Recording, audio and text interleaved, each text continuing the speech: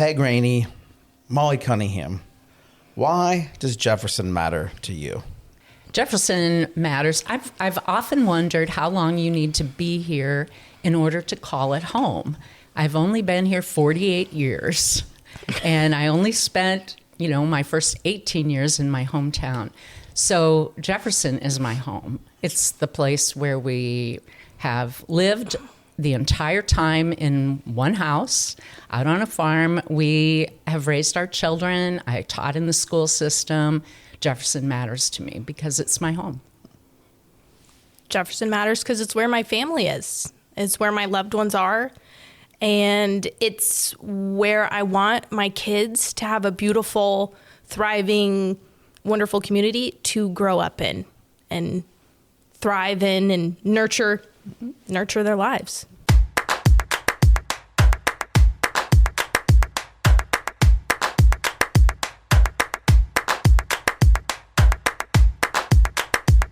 Well, welcome back, everyone, to episode 3 of Behind What Matters.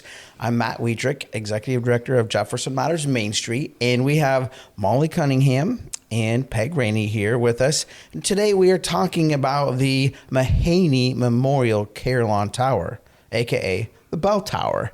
And that is its official name, which we obviously don't get into every time we describe it. Locally, it's the Bell Tower. The festival's named the Bell Tower Festival. So today we're going to learn a little bit about why these gals are involved in the tower and all the things it means to the community and what it's meant to the community for 60 years now. And what's happening these days, some of its evolution and things coming up about it. So the community of Jefferson has won some fun awards the last several years for a few of the highlights. 2021, the tower itself from Travel Iowa, it was named the Outstanding Tourism Attraction. 2022, the community was designated an Iowa Great Place. In 2023, it was designated a Thriving Community. 2024, Jefferson won the Outstanding Tourism Community. And then in 2025, a Great American Main Street Award. So that's a fun list of several of our fun accolades here in recent years. So I'm curious, in your minds, what has the tower done to contribute to this? What role has the tower played in Jefferson, its growth, and how it's been utilized and been a part of these recognitions that we've had? Molly, you get to go first. To get people to travel to your town, you need to make it a destination. If you're looking for individuals that live over half an hour away, you need to get them to come to your town, and they want to spend at least 3 hours here for them to decide that traveling 1 hour is worth it. So everyone has that niche, what they're looking for. We actually have a lot of people that maybe travel to Jefferson for chiropractors. They travel for certain family events, different sporting activities people travel to Jefferson for. But you need to make it a destination, and you need to have multiple things for people to be able to do. So I think every niche, every event, every attraction that people can go to helps to make Jefferson a destination. And it also helps that it's kind of tall, and people tend to see that. Mm-hmm. And it draws you to the town. When I lived out of town for about 8 years, I would say I was from Jefferson, and people would say, oh, that's the Bell Tower town. Mm-hmm. And it helps. Brings you here if there's lots to do. Absolutely. Yeah. Yes. Yeah. I think just the uniqueness of it, people that have been here a long time just remember, well, it's there. But people that have visited will always remember having going up in the tower. I think just as these different awards came about, I think a lot of it was the video coverage of people being able to go up in an elevator in a 1966 building. That was pretty amazing. But so it's accessible to everybody, and go up, and then to be able to see all the countryside. You can do that in cities, but there aren't very many rural communities that you go and take a look around. And then they added rooftop art or a scavenger hunt from all those different cool things that you don't get a chance to see everywhere else. Our staff is outstanding. They have taken hospitality training. I just think they give a great first impression.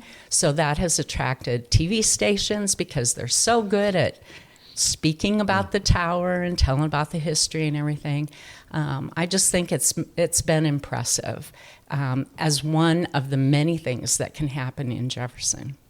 I agree. I think that it's not its own isolated thing to do, like you both recognized. It's one of several great things, and it does have a high visibility from a ways away, which is cool. And now it looks neat on Friday and Saturday nights, and it's just kind of a draw. And it's it's like, what do you do with this thing? Well, you take people up in there, and then we've got creative, like you said, Peg, and utilize this asset we have. And you're looking down on beautiful downtown, and like, hey, we could do even more with this downtown, and start adding more artwork, which we'll come back to here in just a little bit. Okay, I'm curious about personally how you guys got involved. So I want to know how you got involved with the tower, and what has your experience been like so far? Because Molly is the tour coordinator, helps coordinate staffing and all that good stuff, and then Peg is the board president of the Bell Tower Community Foundation Board. So Peg, how did you get involved with the board, and what has this experience been like, and maybe what's the role of the board? Okay. Well, actually, I got involved when my last son graduated from high school. Most of my activities were involving activities for my kids. Through school, through sports, through music, through anything like that. But then when they went on their way and it was empty nest, I could decide what I wanted to be involved in. And so I approached Carol Custer, who was on the board at that time, and just said, I think I want to, learn a little bit more about the tower and the bells. At that time, there were only 14 bells. And so we started on this long journey for a number of years to figure out how we could get to a full carillon. It was called a carillon, but we just had a chime, basically, with 14 bells. As far as the history of the foundation, I know the Board of Supervisors own the tower. That was given in the will of Mahanay, Floyd and Dora Mahanay, that they would operate and maintain the tower. But the Chamber of Commerce has historically been involved with helping to staff. And because they were promoting the community, that's how they got involved, Chamber of Commerce. Well, the chamber director at that time was Sandy Ehrig, and she decided it was time to form a group of people who really would focus on the marketing of the tower, the staffing of the tower, and any enhancements like additional bells would be. So I think that was in the late 80s when that was established, and there's been a lot of people involved on that foundation board for a number of years. Mm-hmm. Yeah. Shout out to Sandy and Carol Custer, both instrumental ladies that played a big part in the tower being what it is today, and the interactions we have with it today. That's right. They both could see a vision beyond what we could. Definitely. Mm-hmm. Excellent. Thank you. Molly, how'd you get involved? And I was born and raised here. So I feel like the bell tower in Jefferson has always been a part of my identity. I graduated from Iowa State with a degree in event management, and was told in a number of ways to be successful in the event/tourism hospitality industry. You got to go to a big town, got to go to a big city. No one's hosting their events in smaller places. And I'm like, I'm small town. I thought, I don't want to go to a big city. So I was determined to find a way to do events, do tourism, but also keep my love of small town and small communities. And I was lucky enough, after about 8 years of being in the Ames area, I was lucky enough that Jefferson Matters was interested in having someone come back to do events, tourism, etc. So I spent a little while learning about how Jefferson is not only my small hometown, but it is also a tourist destination. Mm-hmm. And we need these people coming and visiting our town. We want to show them what we're proud of. And it also, I think there's a large percentage of people that tour, like they visit the place they're going to live as a tourist first. And we want people to move here. I want more people in our community. So we want to make it look nice when they come as a tourist. We want them to have attractions to visit. And so then I have 2 kids. I had my second child and took some time to spend with number 2, and actually got a call from Peg saying maybe I'd be interested in spending some time at the tower, helping with the tower. So I've been blessed to look at Jefferson in different ways as someone representing Jefferson Matters and representing like the town and county as a whole, and also the perspective of being an attraction itself. Mm-hmm. And I love being able to, I feel protective of the bell tower now. Mm-hmm. I feel a pride, I feel protective over it, and I love being able to share it with anyone interested in coming and visiting. Ding, ding, ding. That was a great. Yeah. We hit the jackpot with Molly getting involved. And I think just having that perspective of a younger person moving back home or deciding to move to the community. It's so great to have you be involved. And I get to work with all of my previous teachers. Peg was actually my teacher. Pat Richards, she is my mentor and guide for all things bell tower. She was my teacher. Awesome. I work with and also just what a wonderful crop of people to be with. Their teachers, they're nurturing, they're so loving, and I get to come back as an adult and then be friends with them, and I still call them Mrs. Richards. It's a fun... You don't have to. Fun. I know. I feel like I have to. It's a fun group of people to also get to be around. Well, we are... Yes, Peg is excellent at talent recruitment, and we were very excited to have you work for us for a while, Molly. You're a great asset, and we're really glad we were able to give you an excuse to come back, and you were a great contributor to the Jefferson Matters family and still continue to be.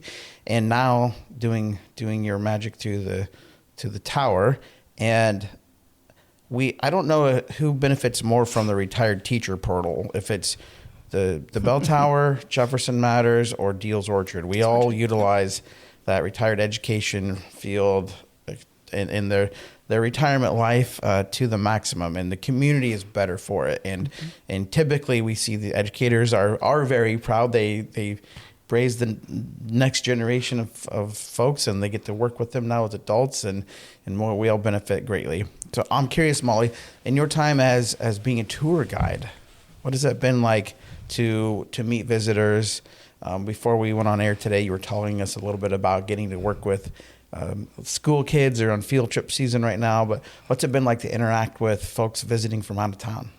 As you said, I had a bunch of littles today, and it's just so funny how it varies from age. We talked about you have little kids come in, and we talk about how the bell tower is about 10 giraffes tall, and we talk about how the bell tower is having a birthday this year, and just the things they notice and that they're excited about. And then when we have a day that some older individuals come in, and the different kinds of questions that they ask and the things that they're looking for. And when you go up an elevator, you feel kind of vulnerable when you get to that height. And it's so fun to take people up there and see there's some people that are scared of heights. There's some people that aren't. It's so fun when you get up there, you get kind of secluded up top, and you can get into any kind of conversation. And a lot of times our visitors, they can connect with something, whether they've lived here, whether they've been here or not. There's some sort of connection. There's something when you're up at that height, when you can see so far, everyone can find something that they can connect with. And it's just a fun way. And also we talk about people that come are retired teachers or individuals. It's also just so lovely for our staff and tour guides that we just want to visit with people sometimes, and we just want to talk to people. And so the Bell Tower is a way to get these individuals into our community, and we can yap. We can tell them all about how much we love our town. And I was going to say, the thing about the tower staff, I think, the tour guides that people don't fully recognize and appreciate, is that you all have to be, gosh, you're somewhat into like being into real estate and the local shopping expert and food critics and all the recreation and all the tourism idea. I mean, you need to be knowledgeable about all of those things because people ask you such a plethora of questions, and you want to help them get the most out of being here. And you're helping them fall in love with the community. I mean, that's really, we know that from all of our professional staff are so proud of the community. And like Peg mentioned, this is often the first impression for people. They're coming here and boom, they know the thing they want to do first is hit the bell tower. And so to be able to provide that all-encompassing, welcoming experience really is that you guys are ambassadors for the community as much as anything. And there's, like you said, there's tons of things to learn about the tower itself. But then, you're up there literally with the bird's eye view of the community. And when we have folks in town that are here for certain things, love starting at the tower because you get that overview, that bird's eye view to really kind of drive where the rest of the day is going to go. So kudos to y'all, because I think people don't totally understand and value how much information you're giving out and what a warm reception you're offering to the general public and to our visitors. So now the tower is open 7 days a week, 10 to 4. Tell us about why people should visit right now, Peg. Well, it's a beautiful time of year. I hope it's not raining. We love to have the rain, but it's an indoor experience. So even if it is a windy, cold day, you can go in the tower. People should just, kids enjoy it so much. If you're a grandma, like I am, and that's one of the first places we go every time the kids come. And they want to go more than once. It's not like I've been to the tower, I don't need to see that again. They hear the bells. It's the bell tower. We see it on the way into town. I think it's just something memorable that if you get to experience that, like Molly said, with a bunch of littles from a classroom or your own children to hear their perspective, or your grandkids, or visitors that come to town too. I just had some friends come from Kansas City who hadn't been here for about 20 years. And they went up in the tower, and her husband had never been there. And I said, so when you look out the window, what do you really think about? And he said, this is what I picture a rural Iowa community to be. And it looks like to me people care about their community. Everything is so clean and taken care of. And there's activity all around the square and out beyond. I love to look at the all times of the year. Now everything's just getting green, and the planters are planting in the rural area. There's just a lot of activity to see. What is your favorite season, do you think, Peg, to be up in the tower? I love the fall. Fall, yeah, that's a and hard I one to beat. think that's why we added October. After I retired, I realized there were a lot of people that travel in Lincoln Highway. They just get in their car in the middle of the week and they just drive around, and they like to experience things. Who knew that was a thing? And they do in droves. And this is a a great place to stop and see in the fall, spring, summer. Every season offers a little something different, doesn't it? Yeah, that's right. I agree. The fall is pretty hard to beat, though. It is beautiful up there. You can see colors all directions. Okay, Molly, what about you? What is your favorite time of year to be up there? And then can you add on some of the hours maybe for the Bell Tower Festival? Is the tower going to be open extra? So 2 parts. I would say, well, speaking of festival, I would say June. I've also realized living in town, Jefferson has a lot of peonies. They're everywhere. They bloom in June. And I feel like it's so lush and lively and vibrant. There's a delicious peony right across the street from the bell tower itself. That also has peonies on there. Yes, A wonderful painting and painting Shout on out the to the roof peony. as well. Yeah. So it's just so lush in June, and everything is blooming and waking up for the summer. You have the Bell Tower Festival, which we will be open later. I'm trying to think. It's like 8:30. Yes, on Friday and Saturday. Yeah. And I think Thursday we'll be there till like 7:30, kind of during that community afternoon. So we'll be up there a little bit later. And yeah, come. It's the Bell Tower Festival. Yeah. Come up to the tower. Come see all the people, all the ants walking around on the. And then It's we funny. probably should mention about the bells ringing all day long. You can come and experience the bells throughout the day from 8 in the morning till 8 at night. It plays throughout the day. Yeah, we'll follow up on that in 1 second. I was Okay. going to tell folks that if you want to know more about the Bell Tower Festival, check out our previous episode with Philip Heisterkamp. We do a deep dive on the festival itself, and you can find them online, and all the scheduling is out right now of all the activities and parade stuff and how to sign up for all the things. So check that out. Okay, Peg, you mentioned the bells ringing. Yes. Give us a little bit of the rundown about the how and when. When do they start in the morning? When do they end in the evening? How often do they? Why do they chime? What music plays and when? And how is that decided? Well, there was a will by Floyd Mahanay that directed the kinds of music that was to be played. And so we adhere to that pretty, with patriotic music, sacred music, and then secular, it's fine. So we have a good combination of things. It starts at 8 in the morning, and the Westminster chimes play the hour, quarter hour, half hour, all the way through.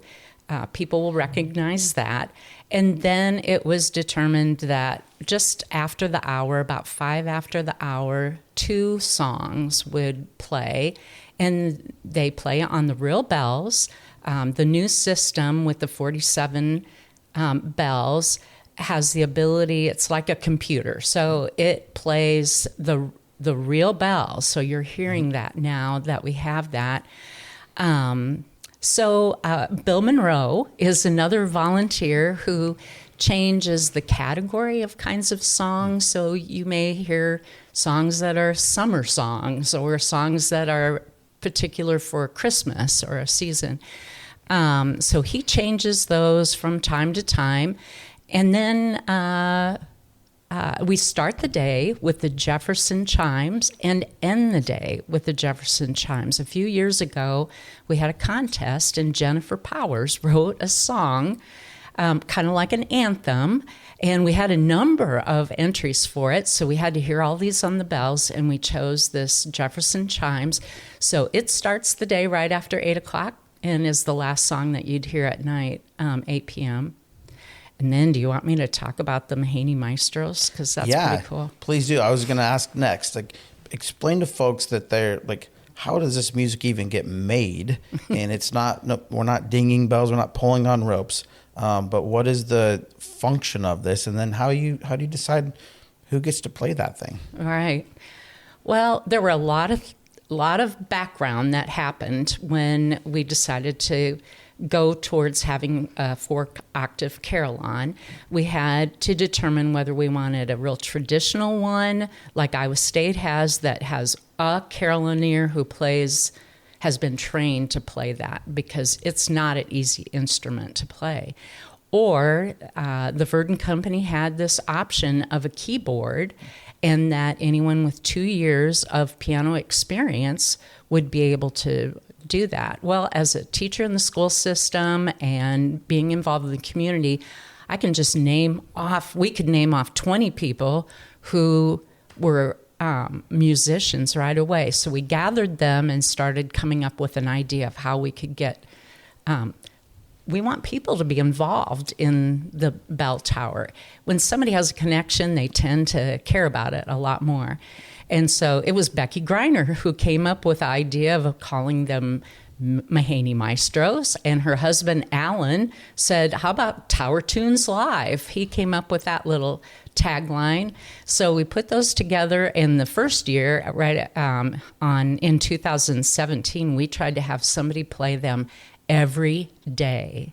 And for a couple years we did that. So volunteers would come from 12:15 to 12:30. Then the pandemic came, and so then now we've just kind of backed off to a live concert with the Mahanay Maestro at 12:15 to 12:30 on Wednesdays. And then there's other special times that we have concerts too. How can people do that? Well, if you have 2 years of experience, we have a application form on the website under get involved, I think, be a maestro, and it needs to be approved by the supervisors, and then they get trained to how to turn it on. It's not as difficult as it looks. It's just that you're playing for the whole community. That's kind of awesome in two different ways, scary and awesome. It's great. But they're all great. So this keyboard, if you've stepped into the atrium of the bell tower, it is just above you. There's about a half floor there, right? And and you'll see railing, and it's just up there. There's a little spot, a little nook for folks sit and play. So very cool. Not everybody understands the kind of guts behind the hows of it, and that's fun. So that was a huge. Like you've mentioned, the addition of all the bells and making it for Carillon, and a huge effort by the foundation itself on a fundraising endeavor, and really changed the life of the tower because it was recorded music prior to that, aside from some of the chimes and things, right? Right. Yeah. The Westminster chimes were always those 14 bells, but all the other music was just track being played off a speaker. Sure. So this gives us some authenticity that it's real bells being played, and I think people are happy to know that real people from our community, or even here June 3rd, Shelby Sievers Van Nordstrom, who is a music professor at Iowa State University, signed up because she is a Mahanay Maestro, and she'll be playing the bells on that Wednesday from 12:15 to 12:30. Marty McGinn has played. We've had people come back to play, as well as Rick Moraine. Whenever we need somebody to play, he and Rena Lane are more than happy to do that. You'll enjoy looking at the names of the people that play. It's very fun. And in my ongoing quest to always mix a bird fact into every one of these podcasts, when we switched over to the real bells, it solved a big issue of the turkey vultures that continued to roost on the tower, and kind of would be a problem, for reasons we don't have to get into in depth here. But as the bells actually chimed, the resonation of the bells was enough to, if one or two lands on there, that's within the next, within the hour of the music playing, it always kicks them off of there. So that was a nice way to problem solve that when we got the bells the way we wanted them anyway. Right. Okay, as we're getting ready to wrap up here, we are celebrating the 60th anniversary of the tower being in existence. So can you guys talk a little bit about some of the things coming up? And there's going to be a little celebration in October. And what are some things that we have to look forward to as we're getting ready to kick off the tourist season here? And what are things, and why should people come to the tower? And how are we celebrating 60th this year? Yeah, come visit. We're going to be there every day. So come join us. Come check out the tower. Take a ride to the top. Kids 18 and under are free to get into the tower, and that is thanks to our local chiropractors. We've got their names on the door, so we're so fortunate to be able to let the kids go up for free. And it's $5 a person for adults to come visit. We also have season passes. Those are $25. You can buy them when you get there. We have some individuals that like to come watch the trains. They have train schedules, so they get a season pass. And when you're ready to come check it out, come take a ride to the top every day, 10 to 4. And the tower was dedicated October 16th in 19 1966. So we're celebrating our 60th birthday. So awesome. Expect a party, expect something fun. October time, we'll do it around that date. We also have Peg brought in the program from that original dedication. Yes. Wow. So We found that. Yeah. So we kind of have some nostalgia planned as well. So Very fun. we'll let you know, but make sure you put that on your calendars. The Bell Tower turned 60 this year. Turn 60, it's and you get to awesome. celebrate when the fall colors are going to be coming on, and it'll be great. So you've got plenty of time to be thinking about that. Mark your calendars. The newest rooftop art is coming here as we are recording this. Between now and airtime, we should hopefully be having this installed on the west side of the square. So if you haven't been up in a little bit, you'll have a whole new reason to join these gals. 10 a.m. to 4 p.m., 7 days a week. If you have a really important reason you need to be there off hours, there's a phone number on the door that rings our office. We try to accommodate you. Molly's great about helping out folks or finding one of the other tour guides, or somebody from the Jefferson Matters office over at TJ Gardens can help you as well. So put the Mahanay Bell Tower on your things to do this summer. Find your way to Jefferson if you are watching from out of town. And don't forget to like and subscribe and all that good stuff so you know when these come out, and share with your friends. Well, I'd like to thank Peg and Molly for joining us on this episode of Behind What Matters. And make sure you head over to the Bell Tower's social media pages and their website, which is mahanaybelltower.org. And of course, the Jefferson Matters socials and our website of experiencejeffersoniowa.com. And certainly don't forget to like and subscribe wherever you're watching this so you know when the next one's coming along. And I want to thank you for joining us to find out why the Mahanay Bell Tower matters. We'll catch you next time.